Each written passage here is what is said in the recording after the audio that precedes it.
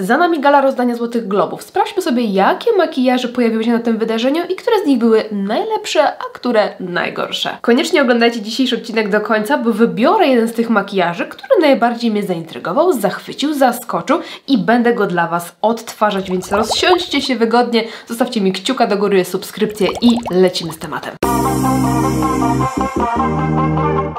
Zacznijmy od absolutnej gwiazdy zarówno tego wydarzenia, jak i kilku poprzednich. Osoba, o której mówi się bardzo głośno ostatnio i cały czas.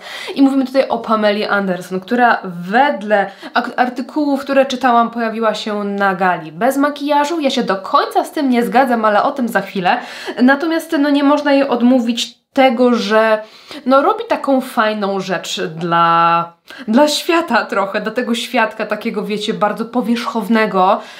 Nie wiem, czy pamiętacie, parę lat temu Andie McDowell pojawiła się w siwych włosach, naturalnie siwych włosach, niepofarbowanych i oczywiście wszyscy mówili: łomatko, jak to tak można, czarownica i tak dalej. Nikt nie mógł zrozumieć, jak kobieta w wieku dojrzałym może w ogóle chcieć nie farbować włosów i nie chcieć się odmładzać. Widzimy taką pewną przemianę trochę w tym świecie. No i wydaje mi się właśnie, że Pamela Anderson jest jedną z tych osób, która trochę odmienia nasz światopogląd dotyczący w ogóle tego, jak to wszystko powinno wyglądać, dotyczącym urody, samoakceptacji i tak dalej. Także wielkie brawa dla pani Pameli. Ja uważam, że robi świetną robotę i co ciekawe, Pamela Anderson wystylizowała się na to wydarzenie sama. Ja jakiś czas temu oglądałam dosłownie fragment jej wywiadu. Tłumaczyła, że po prostu nie chce tracić na to czasu, bo takie przygotowania, fryzura, make-up, stylizacja, to wszystko zajmuje bardzo, bardzo dużo czasu. Ona nie chciałaby na to aż tyle tego czasu poświęcać, więc kolejne po prostu mind-blowing podejście.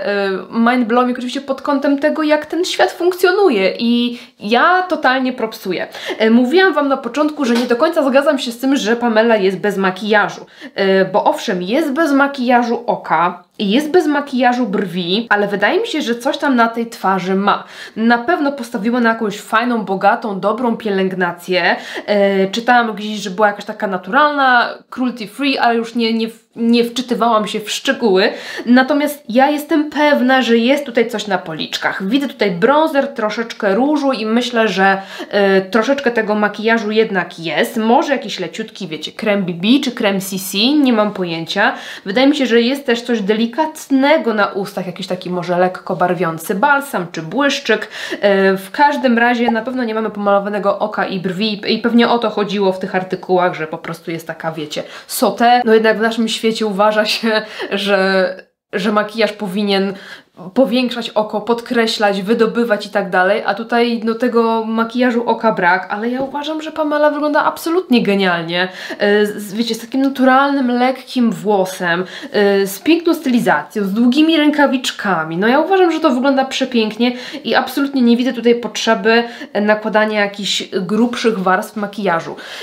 I właśnie o to chodzi, żeby każdy robił to, co chce. Jak ktoś lubi mocne makijaże, spoko, niech się tak nosi, ale jak kobieta 50 plus przyjdzie niepomalowana, to nie jest to kobieta, która o siebie nie dba, która, nie wiem, gloryfikuje brzydotę albo coś takiego, tylko to po prostu akceptuje siebie i kocha siebie taką, jaką jest i jeszcze robi jakiś taki, wiecie, mądry przekaz w tym wszystkim jest, także ja totalnie propsuję. Molly Sims.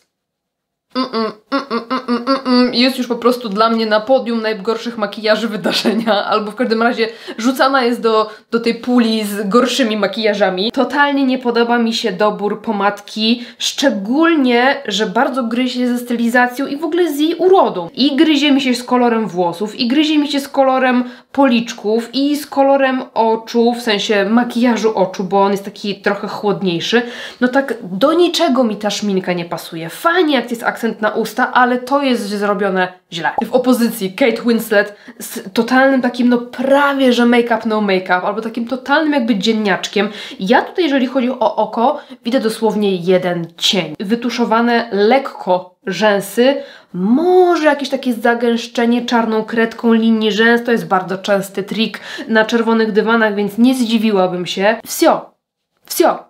Nie trzeba więcej, żeby wyglądać pięknie, świeżo i młodo. Tu zut mamy czerwone usta, ale tu są zrobione już znacznie lepiej. Tutaj fajnie pasują, wiecie, do czarnej kreacji, no to czerwień wygląda fantastycznie. Ta jest taka troszeczkę bardziej wiśniowa i tutaj jak najbardziej mi się to podoba. Natomiast dla mnie te rzęsy już są trochę przerysowane. Fajnie, że nie są bardzo gęste, bo nie dają takiego efektu wachlarza, ale to jest już taka chyba moja po prostu preferencja. Nie lubię, jak te rzęsy są aż takie długie, bo po prostu wyglądają sztucznie. To jest też częsty błąd w makijażach okolicznościowych, że paniom dojrzałym, żeby właśnie wykonturować to oko, żeby ono nie wyglądało na opadające, to się daje bardzo długie rzęsy. I po prostu te rzęsy później dominują cały makijaż. I ja wiem, że chcemy korygować tą biedną, opadającą powiekę, która niczemu nie jest winna, ale jednak, no moim zdaniem, powinniśmy pewne rzeczy zaakceptować, że one po prostu są i koniec, i nie walczyć z nimi na siłę.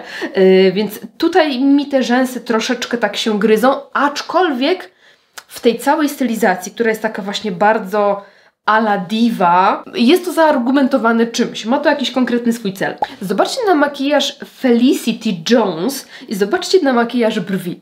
Zobaczcie, jak totalnie nieidealny jest to makijaż brwi i uważam, że to nas czegoś uczy.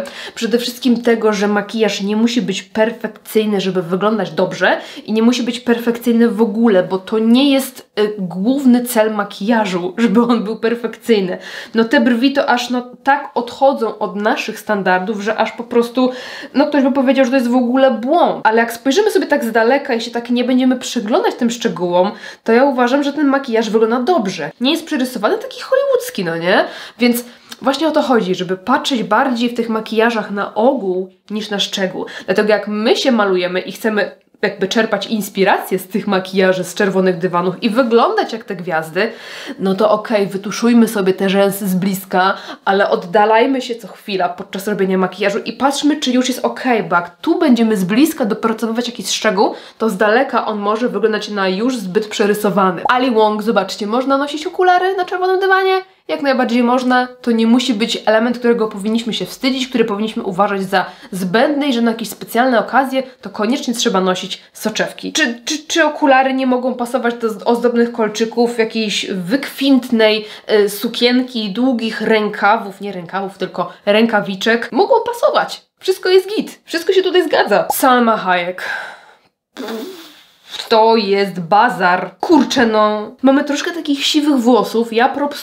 Ja propsuję akceptację tego, że to się dzieje na naszych ciałach i tak dalej. Ale po prostu...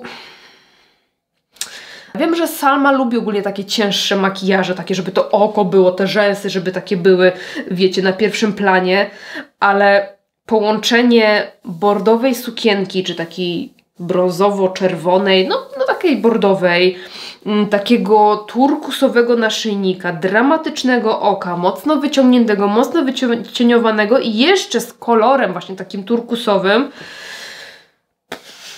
już jest dla mnie tak trochę ciężko. Już to dla mnie nie wygląda tak elegancko. Już jest trochę tak bazarowo, jakoś tak jakbym ja robiła ten makijaż i chciała postawić na turkusowy make-up, to wydaje mi się, że po prostu odpuściłabym takie bardzo mocne, dramatyczne cieniowanie do czerni w zewnętrznym kąciku i wyciąganie tego makijażu mocno na zewnątrz. Może po prostu właśnie jeden kolor i jakieś bardziej dramatyczne rzęsy. Jeżeli Salma lubi taki efekt trochę wyrazistych bardziej oczu, ale to już jest dla mnie too much. Tutaj już właśnie brakuje mi tego balansu, o którym cały czas trąbię. Jodie Foster. Jak ja uwielbiam tą kobietę. Wygląda fantastycznie, słuchajcie, przepięknie ma dobrane kolory cieni. Widzimy, że ten makijaż jest taki troszeczkę w stylu smokey eye, ale takiego hollywoodzkiego smokey eye, że właśnie znów nie jest takie przerysowane, takie full kryjące. Ma w sobie jakiś taki leciutki satynowy blask. Mamy fajnie podkreślone rzęsy, troszkę kępek, dramatycznie, ale świeżo. Pięknie podkreślona jest tęczówka, jasna, niebieska tęczówka. A tą równowagę uzyskujemy właśnie dzięki temu, że brwi są delikatne, delikatne, puszyste, nieprzerysowane, niezbyt ostre, niezbyt ciemne. Temu, że cera jest delikatna, nie ma zbyt dużo konturowania, zbyt dużo różu, a odcień ust jest delikatny i jasny. Widzę tutaj, że brwi są troszeczkę krzywe i jestem prawie że pewna, że nie jest to wynik botoksu, bo widzimy, że Jodie raczej nie wstydzi się swoich zmarszczek i wręcz z dumą się uśmiecha na czerwonym dywanie i je pokazuje. Piękny makijaż kobiety dojrzałej, smoky eyes, ale takie z klasą, nie tak jak u pani Salmy. Cate Blanchett. I mi się wydaje, że jakby taki makijaż pojawił się na polskiej ściance, to by ktoś powiedział, że jest za mdło, że jest brak wyrazu i tak dalej. A moim zdaniem jest to absolutnie przepiękny, taki totalnie nudziakowy look. Nudziakowy błyszczyk, odrobineczka różu i też takie ciepło, takie piaskowo-brązowe cieniowanie na oku. Ja uważam, że to wygląda po prostu przepięknie, taki monokolorystyczny look w jasnych, piaskowych nudziakach. Coś pięknego. Nie każda uroda podźwignie taki makijaż, a tutaj u Cate wygląda to po prostu znakomicie. Absolutnie znakomicie. Naomi Watts. I tutaj mamy w końcu absolutnie perfekcyjny look z akcentem na usta. Tu mamy absolutną perfekcję. Pięknie dobrany odcień i to jest w zasadzie taki, powiedziałabym, róż albo czerwienio-róż, taka malina żywa. I widzimy tutaj kontur jest właśnie taki leciutko miękki, jest wyrazisty, nierozklepany, ale jednak troszeczkę rozmiękczony, przez to makijaż zawsze wygląda bardziej effortless. Jeżeli boicie się w ogóle czerwonych pomadek, czy jakichś jarzeniowych, różowych, jakichkolwiek, rozmiękczcie sobie delikatnie ten kontur. Delikatnie pędzelkiem, jak sobie rozblendujecie, albo delikatnie rozklepiecie paluszkiem, totalnie inna bajka. Od razu będzie Wam 100 razy bardziej pasować ten odcień pomadki. Tutaj są przepięknie zestawione właśnie z lekkim makijażem oka, z przepiękną, lekką, świeżą skórą. Tutaj gwiazda absolutnie podźwignęła te czerwone usta, genialnie wygląda i to jest właśnie taki sposób na akcent na usta, jaki ja lubię i jaki uważam, że powinien być zawsze. Nicole Kidman jako właścicielka bardzo jasnej cery, zobaczcie, że wcale nie musi być przyciemniana, na siłę i konturowana brązerem, żeby tylko ta jej skóra wyglądała jako tako, miała jakieś tam w sobie życie i tak dalej. Właśnie wręcz przeciwnie, na czerwonym dywanie jak masz porcelanową skórę, to ją podkreślasz, czyli zostawiasz ją taką porcelanową. Fajnie ta cera tak idzie na pierwszy plan, że widzimy taką właśnie piękną porcelanową, dumną skórę. Margaret Qualley to jest tak śliczne, to jest tak świeże, to jest takie, no po prostu laleczka. Kocham te brwi, takie puszyste. Do tego makijażu one idealnie pasują, bo ogólnie stylizacja i makijaż jest taki laleczkowy trochę, taki bardzo dziewczęcy, więc te brwi dodają trochę charakteru i taki właśnie fajny balans wprowadzają. I mamy, słuchajcie, jak tutaj sobie tak zoomuję trochę ten telefon, to ja tutaj widzę piegi. Ale ja widzę, że one są narysowane, że to nie są prawdziwe piegi. Także słuchajcie, ja propsuję, no nawet na czerwonym dywanie można sobie pozwolić na takie rzeczy, można się bawić makijażem. Bardzo podoba mi się ten makijaż i chyba jest jednym z moich absolutnych ulubieńców. Muszę trochę popić, bo mi zaschło i taki tip ostatnio u Healthy Omnomnom podpatrzyłam, czyli picie ze słoika, nie? Słoik sobie stawiam przy biurku i potrafię po prostu całego go wypić w trakcie pracy, a jak mam szklaneczkę albo nic nie mam na biurku, to w ogóle nie piję, także kochani, stay hydrated, a my lecimy dalej. Ariana Grande. Odkąd próbuję być blondynką, to totalnie jest tak wypłowiała i tak jakoś, nie wiem, no brakuje mi czegoś tej jej urodzie, no tak mi nie pasują do niej te blond włosy, blond brwi i ona jeszcze lubi sobie robić takie oko, ma bardzo ciemną jakby tęczówkę, do tego ciemne rzęsy i powieka jest taka bardzo jasna, prawie że biała i wygląda to tak dziwnie, no nie wiem, jakoś tak niepokojąco, no nie gra mi to bardzo, nie podoba mi się ten makijaż. Tu jest taki niby jeszcze przyozdobiony taką kreseczką w tym miejscu. Mam wrażenie, jakby to było tak, żeby tak może było coś ciekawszego, to jeszcze zróbmy coś takiego, nie? I tak jest to takie... Nie podoba mi się kolor różu, ani nie pasuje mi teraz do tych brązowo-blondowych włosów, ani do koloru stylizacji, bo to jest modny kolor, bo to jest taki cukierkowy, to nałożymy. I jakoś tak jest za biało tutaj na oku i tu taki róż. Nie, usta są ciepłe, włosy są teraz ciepłe, To jest piękne. To jest piękne. Fryzura à la Betty Boo. Przepiękny kolor sukienki, który jest takie sherry cola, coś takiego. I ten makijaż, który tak pięknie, kolorystycznie tutaj pasuje do tej sukienki, do jej koloru karnacji. No coś pięknego. I mamy takie leciutkie tutaj niby smoky eye, niby kocie oko, więc mamy brązy połączone z takim jakby chłodnym, lekko zgaszonym jakby fioletem. Takie widzę jakieś takie fioletowe nutki tutaj. Ale znowuż jest to wszystko wyważone, bo brewka nie jest za ciemna, nie jest czarna. Cera wygląda przepięknie świeżo. Mamy troszeczkę różu, troszkę konturowania i kolor ust przepięknie pasujący w ogóle do makijażu oka, do ust, czyli taki nudziak, troszeczkę chłodniejszy, właśnie lekko wpadający w fiolet. Pięknie to wygląda. Nie każda karnacja by w ogóle taki kolor podźwignęła. Tu jest po prostu pięknie. Bardzo mi się podobają te kolory i po prostu aż zazdraszczam tego koloru na kreacji. Jest obłędny. Anya Taylor-Joy udowadnia, że nie ma czegoś takiego w makijażu jak wysoki kontrast, średni kontrast i niski kontrast. Zobaczcie na jej kolor włosów, w którym wygląda przepięknie. A teraz na jej kolor brwi, w którym też wygląda przepięknie. A są dużo ciemniejsze od koloru włosów. I robią tutaj porządny kontrast. I niech ktoś mi powie, że to jej nie pasuje, że to jest dla niej za mocne, że po prostu pierwsze co widzimy to te niesamowite oczy. I'm done. Przepięknie. Viola Davis, jak ja kocham ten uśmiech. Przepiękny uśmiech, przepiękne usta, cudowny kolor pomadki. Po prostu jak taka zastygnięta krew. No wygląda przepięknie. Ale reszta makijażu mi się nie podoba. Chociaż Viola wiem, że lubi takie ciemniejsze, mocniejsze, bardziej dramatyczne makijaże. Właśnie takie bardziej glamour, z mocnym konturowaniem. Trzeba to zaakceptować, że po prostu są różni ludzie i różne preferencje. Ja nie lubię aż takiego dużego kontrastu między okolicą, czy pod oczami, tutaj czoła i mocnym konturowaniem tutaj góry czoła i takimi aż mocno różowymi policzkami. Szczególnie ten rozjaśniający kolor.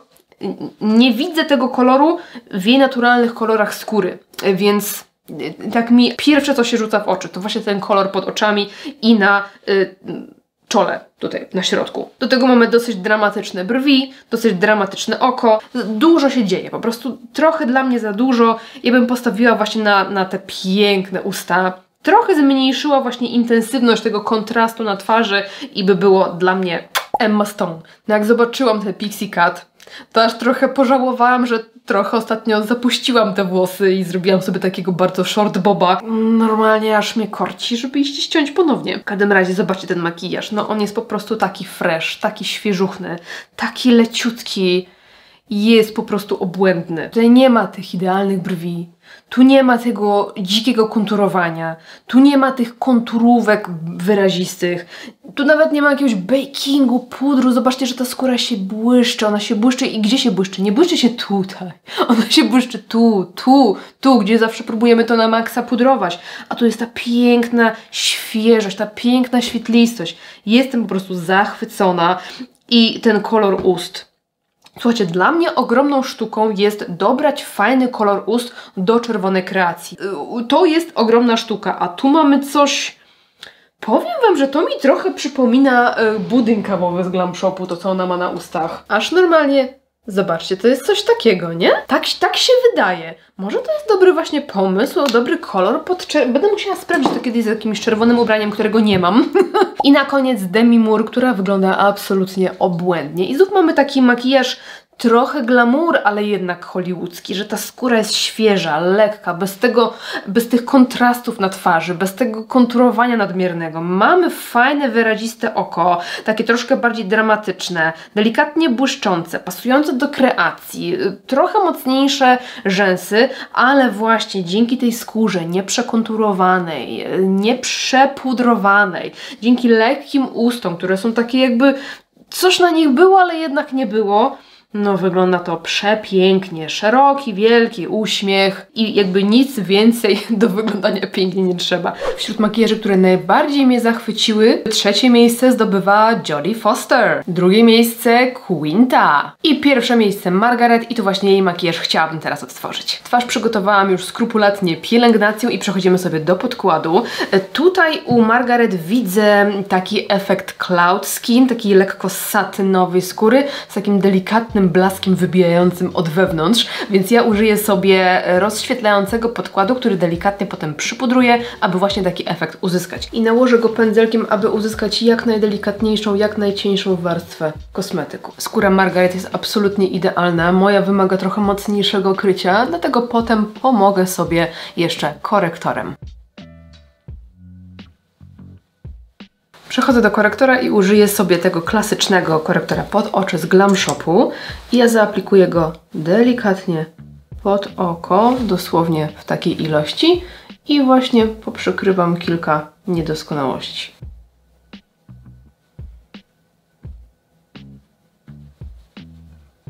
Widzimy, że brwi są tutaj bardzo wyraźnie wyczesane do góry, więc ja użyję sobie mydełka ze Stars. I próbujemy sobie skierować włoski trochę bardziej do góry, ale najpierw zaczesuję je pod włos i teraz zaczesuję sobie do góry.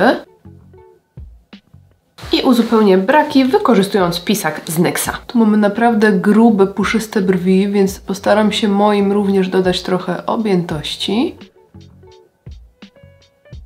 W zasadzie nie widzę jakiegoś konkretnego, wyraźnego makijażu oka, ale mam wrażenie, że jakiś taki leciutki cień wokół tego oka jest, więc ja nie będę używała cieni, tylko bronzera. Biorę sobie paletkę od Ireny Eris, tą do konturowania. Polecam duży, puszysty pędzelek i nabieram sobie tego chłodniejszego bronzera. I nim sobie oko wykonturujemy, czyli zaznaczymy większą część zewnętrznego kącika, załamanie powieki i powiekę dolną. I robimy to w taki sposób, żeby nie było widać, gdzie ten cień się kończy, gdzie zaczyna, ma to być tylko taka mgiełka koloru. Przy okazji nałożę sobie odrobinę tego bronzera na twarz. Tutaj nie widzę jakiegoś wyrazistego konturowania, ale jednak ta buzia jest taka trochę trójwymiarowa, więc nakładam sobie na nieprzypudrowany jeszcze podkład, ale w bardzo niedużej ilości. I też wybieram ten chłodniejszy odcień.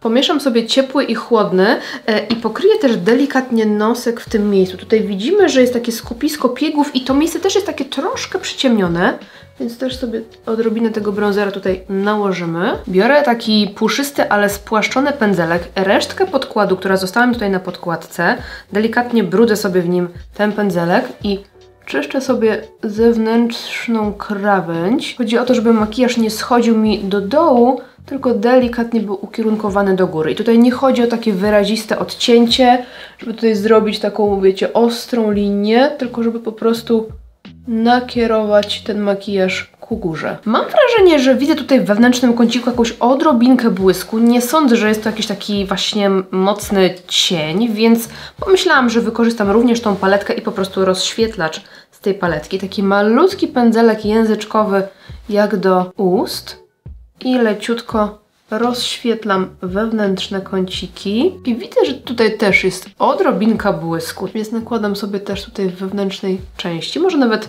delikatnie paluszkiem i pędzelkiem po bronzerze wszystko tutaj jeszcze raz łączę i rozcieram. Teraz czas na czarną kredkę, którą pokryję sobie przestrzeń na górnej powiece. Ostatnio Billie Eilish pokazywała, jak robi swój ikoniczny makijaż i że najpierw osusza sobie linię wodną i teraz widzę, że wszyscy osuszają sobie najpierw linię wodną, więc ja też tak zrobię. Staram się tą kredką przede wszystkim wejść między rzęsy i tutaj najlepiej jest wybrać kredkę, która ma właściwości zastygające, bo będzie nam się po prostu tutaj lepiej trzymała. Mam wrażenie, że jest tutaj również delikatnie rozjaśniona linia wodna, ale bardzo delikatnie. Spróbuję zrobić taki efekt, nie wiem, czy mi się uda, bo to jest bardzo dobrze kryjąca kredka, czyli ta beżowa kredka z Glam Shopu, ale może taki jeden dosłownie swipe. O, i chyba mamy to. Czyli tak, żeby ta kredka nam leciutko rozjaśniła tą okolicę, ale żeby nie była widoczna. Tu chyba trochę za mocno. Chyba git. Teraz musimy zająć się rzęsami. One są ewidentnie podkręcone, więc sięgam po zalotkę. I zacznę od jednego oka. Użyję sobie maskary Panorama. Tutaj nie widzę żadnych kępek, więc po prostu ładnie sobie wytuszujemy. Podstawa przede wszystkim. Dobre rozczesanie. Akurat ta maskara to robi. I teraz jak już mam pierwszą warstwę, przechodzę do drugiego oka.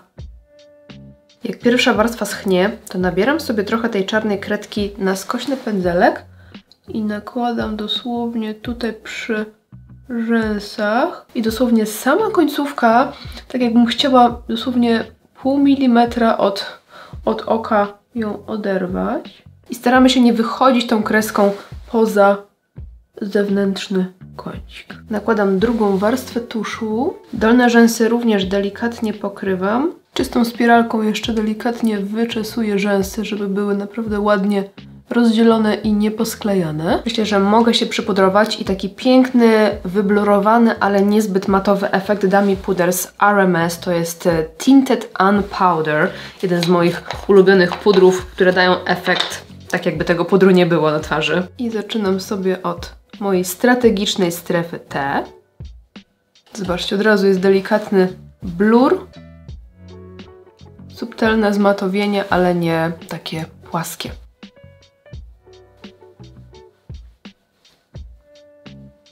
Ten puder jest na tyle subtelny, że mogę śmiało wypudrować sobie nim całą twarz. A my przechodzimy sobie do kolorków. Mam tutaj na myśli w zasadzie i kolor ust, i kolor policzków, bo wydaje mi się, że jest to jeden ten sam produkt.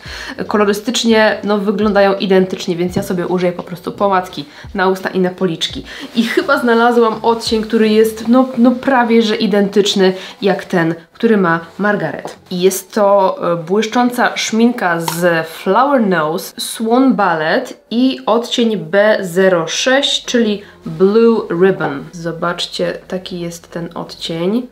Delikatnie różowy, malinowy. Wydaje mi się, że będzie po prostu tutaj idealny. Wezmę pędzelek po podkładzie i lekko sobie tą pomadkę tutaj wklepię. Cyk, cyk, cyk. I nakładam na policzek. Och, od razu żyćko wróciło. Piękny kolor jako róż. Zobaczcie. Piękny. I on nam da też troszkę takiego nawilżenia, więc ja już nie będę używała tutaj żadnego rozświetlacza. I nałożę też odrobinkę tutaj na nosek, gdzie nakładałyśmy też bronzer, żeby było spójnie później z piegami. No i właśnie, piegi. Dla mnie najbardziej naturalny efekt dają piegi, kiedy narysuję sobie kilka kropeczek na palcu. Robimy sobie taką biedroneczkę i odbijamy. Najlepiej, kiedy skóra jest jeszcze nie przypudrowana, ale mój puder jest na tyle delikatny, że tutaj fajnie da się manewrować tymi piegami. One nie są zbyt przerysowane, zbyt mocne. Wzmocnię sobie dosłownie kilka tak bezpośrednio. Ależ to jest fresh, ależ to jest cute, I love it. I nałożę sobie tą samą pomadkę za pomocą pędzelka, żeby uzyskać dobry kształt i kontur. Tutaj nie widziałam żadnej konturówki, niczego takiego, więc sięgam od razu po pomadkę.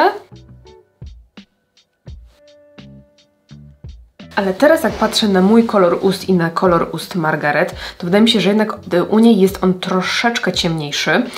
Tak jakby, no właśnie może miała pod spodem jednak jakąś konturówkę, więc użyję sobie tej nawilżającej pomadki z Hean Rosy Touch w odcieniu 71 Amour i delikatnie pokryję sobie